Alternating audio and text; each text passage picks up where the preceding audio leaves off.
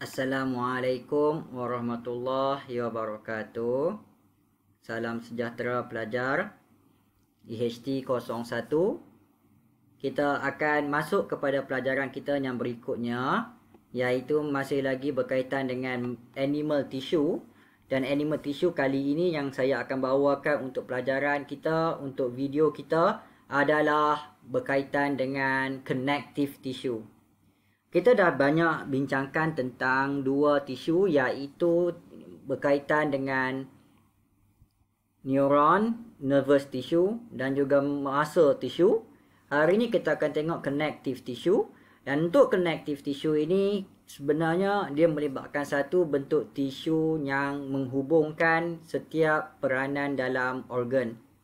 So, perhubungan connective tissue ini berlaku dalam berbagai situasi. Yang pertama melibatkan skeleton, iaitu bone tissue.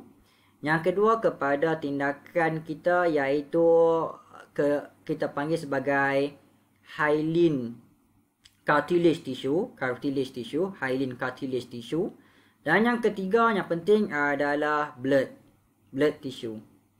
So, blood ni adalah dalam bentuk liquid extracellular matrix, iaitu aliran darah ni di luar sel, extracellular, highlight extracellular. So, liquid benda ni di luar sel, ya, has a liquid extracellular matrix that called as a plasma. Ada plasma dia. Dan jangan lupa, selain berplasma, they also have a cell. Ada sel, ya, sel that are suspend in the plasma. Dalam plasma tu ada sel. Yang banyak kita fokus adalah sel tu, ya pelajar, Plasma pula, bukan sel tadi, ya. Plasma tu sendiri consists of the water, ada air. Dan dia juga ada salt, garam, and variety of dissolved protein. Dan berada dalam plasma, suspend in the plasma, they have two classes of blood cell. Ada blood cell. Yang pertama kita panggil sebagai erythrocyte, iaitu red blood cell. Dan yang kedua adalah leukocyte, iaitu dalam bentuk white blood cell. Selain daripada dua sel ini, erythrocyte dengan leukocyte, terdapat juga fragment protein yang kita panggil sebagai platelet. Jadi pelajar jelas, ya. Bila kamu nak study tentang darah ini, kita kena study plasma dia dulu, iaitu bendalir tu yang mengalir di luar sel. Kemudian ada dua sel utama, red blood cell erythrocyte. Yang kedua adalah white blood cell leukocyte. Selain daripada sel tu pula, ada beberapa protein yang akan mengalir dalam bentuk fragment yang kita panggil sebagai platelet. Dalam banyak-banyak perkara tu, saya nak kamu study tentang blood cell. Blood cell yang pertama yang kita akan study adalah erythrocyte. Erythrocyte ini adalah komponen yang agak berat, ya. Kalau kita buat proses pengemparan, kamu tahu tak proses pengemparan? Kita pusing laju-laju, sampel darah yang dia ambil tu, dia akan disusun mengikut jisim dia. So, yang paling bawah ni adalah red blood cell, 41%.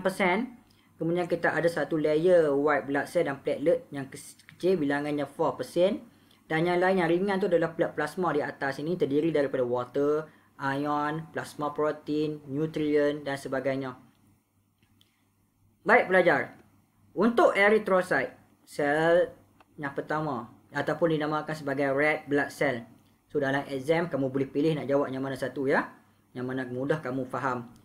Dia akan dihasilkan daripada bone marrow. Production occur in the bone marrow. Okay, sebab tu orang yang mengalami penyakit, kegagalan penghasilan darah, maka dia perlukan satu pendermaan bone marrow, penderma bone marrow, untuk dia hasilkan darah dia. Sel dia kecil, ya, small size. Diameter dia 7 to 8 micrometer dan ketebalannya 2 micrometer. Kecil. Bentuknya adalah biconcave disc shape. Biconcave saja salah, ya. Biconcave disc shape. Bentuk disc, ya, disc. Dan bentuknya disc tu adalah berkeadaan biconcave, lengkuk. Penting tak ada lekuk kat dalam tu? Penting supaya increase surface area. So, kehadiran lekuk ni, biconcave ni, penting untuk increase surface area to enhance the rate of the oxygen diffusion. Highlight oxygen. Darah merah ni memang kita fokus kepada oksigen saja ya.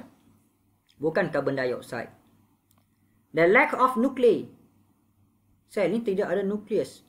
Jangka hayat dia tak lama. They have the lack of nuclei. And organelle in a matured erythrocyte. Tak ada nuklei dan tak ada organelle. Memang jangka hayat dia sekejap saja. Supaya bila tidak ada nukleus, bila tidak ada organelle, dia akan memberikan, dia leave more space for hemoglobin storage. Ya, jadi dia ada banyak ruang untuk menyimpan satu pigmen penting iaitu hemoglobin.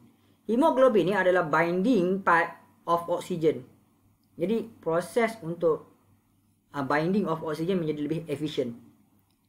Keadaan dia elastik dan fleksibel dengan kehadiran plasma membrane yang nipis and thin plasma membrane. So the easy the movement in the blood capillary. So easy the movement in the blood capillary. Blood capillary kan kecil kan? Jadi keadaan dia yang elastik dan fleksibel ni memudahkan dia untuk melalui saluran blood capillary yang kecil tersebut. They have many hemoglobin. Hemoglobin is very important to transport of oxygen. So they are efficient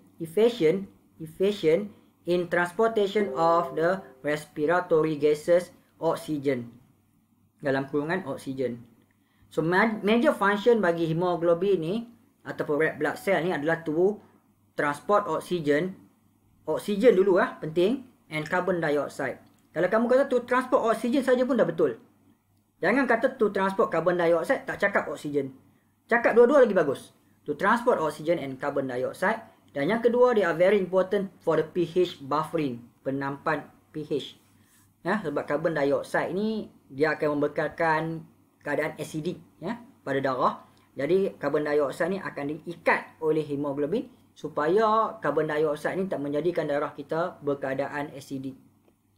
So why erythrocyte no organelle iaitu mitokondria? So supaya apa? Efficient to transport oxygen because it cannot conduct aerobic respiration. So bila tak ada mitokondria, maka dia tak akan gunakan oksigen yang ada untuk menghasilkan tenaga. Jadi oksigen itu dapat disimpan dengan baik dalam red blood cell. So they are use oxygen. They cannot use oxygen when it transport oxygen. It cannot use oxygen when it transport the oxygen. Fungsi dia transport oksigen saja, dia tak guna pun masa dia transport tu. So penting benda ni sebab tu dia tidak ada mitokondria. Berikutnya yang kedua adalah darah putih iaitu leukocyte ataupun dalam bahasa Inggeris white blood cell. Leukocyte ni dibahagikan kepada beberapa situasi. Yang pertama leukocyte dengan granulocyte. Yang kedua leukocyte tanpa granul, agranulocyte. Leukocyte dengan granulocyte ini dibahagikan kepada 3, basophil, eosinophil dan neutrophil. 3 basophil, eosinophil dan neutrophil. Basophil ni ada 3 lobes. 1, 2, 3. Manakala eosinophil loop ni ada 2 1, 2 macam ni. Dan neutrophil macam hampir sama macam eosinophil. Manakala limfocyte nukleus dia macam ni dia ada nukleus, besar nukleus dia. Dan dia juga kita ada agranulocyte ni ada 2 jenis, limfocyte dengan monocyte. Monocyte juga nampak nukleus yang besar. So agranulocyte dibahagi kepada 2 macam ini So bentuk nukleus dia adalah round shape. So ini bentuk nukleus dia ada lobes, lobe nuclei. So saiz dia adalah lebih besar berbandingan darah merah, 12 ke 20 mikrometer. Bentuk dia irregular shape, bukan biconcave So they have nucleus, they have organelle, but they lack of hemoglobin. Function dia ada variety of function. Dan paling utama sekali adalah defend body against harmful pathogen. Pathogen ni benda asing. Contoh pathogen bakteria and other microorganism. Ada yang penting untuk menghapuskan terus jangkitan tersebut iaitu monocyte dan neutrophil. Dia menjalankan proses phagocytosis to engulf and digest microorganism tersebut. Dia terus musnahkan. Mana-mana patogen yang masuk dalam badan kita dengan cara menjalankan proses fagositosis. Ada yang kedua, fungsi dia adalah untuk menghasilkan immunity. Elakkan jangkitan yang kedua, iaitu lymphocyte. They are very important to become specialized as a B cell and T cell. B cell dan T cell. So B cell dengan T cell ni produce immune response against foreign substance. Yang ni untuk tindakan immune response. Immune response ni penting untuk kenal mikroorganism. Contohnya, patogen baru masuk. Bila patogen itu masuk saja, datanglah monosit dengan neutrofil untuk makan dan musnahkan semua patogen tersebut. Namun, adakah badan kita ingat patogen tersebut? Untuk bagi badan kita ingat patogen tadi, kita perlukan limfosit, di mana limfosit dibahagikan kepada dua sel yang specialized, B cell dan T cell, untuk merangsang imun. Imun ini adalah benda yang penting untuk recognize foreign tadi tu.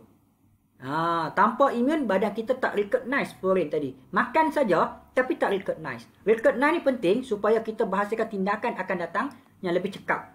So, itu pelajar untuk kita faham tentang sistem blood tissue kita. Jadi, Assalamualaikum warahmatullahi wabarakatuh. Dan kita jumpa lagi untuk next video. Bye.